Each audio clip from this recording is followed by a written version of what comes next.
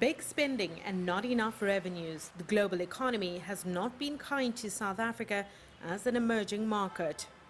Fellow South Africans, let me be frank with you. The world economy is still in difficulty. The global institutions are struggling to find their way. But Finance Minister Pravin Grodhan says the situation is stabilizing. Despite slower growth, the deficits are narrowing and growth is on the up. South Africans will get income tax relief of around $930 million.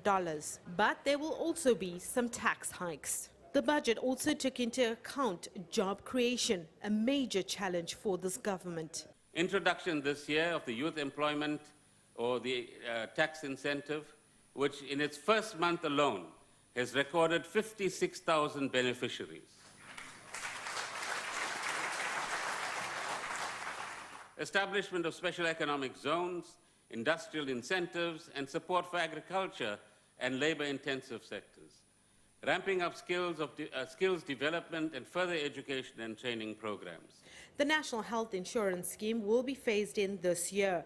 The scheme is aimed at making healthcare affordable for all South Africans.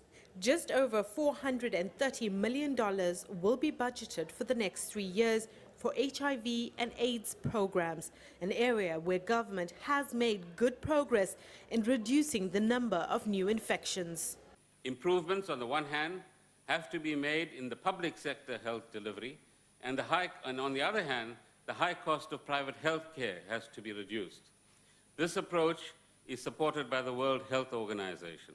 And despite ongoing debate around the clarity of the National Development Plan, the minister said the plan to lift the South African economy was already in action. Manufacturing and special economic zones will be a major feature. There will also be support for small and medium enterprises. Government is also keen to increase trade with the rest of Africa. Today, further steps to simplify trade and investment with Africa are announced.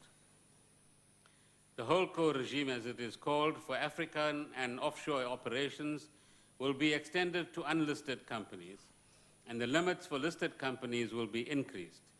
This regime creates a simplified tax and foreign exchange framework for companies that trade with our fellow African countries.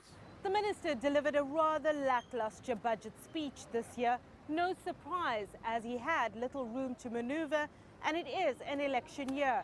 We also celebrate 20 years of democracy this year. The minister wanted to remind South Africans of all that has been achieved since 1994, rather than to dwell on what hasn't been achieved. Sumitra, Nydoo, CCTV, Cape Town, South Africa.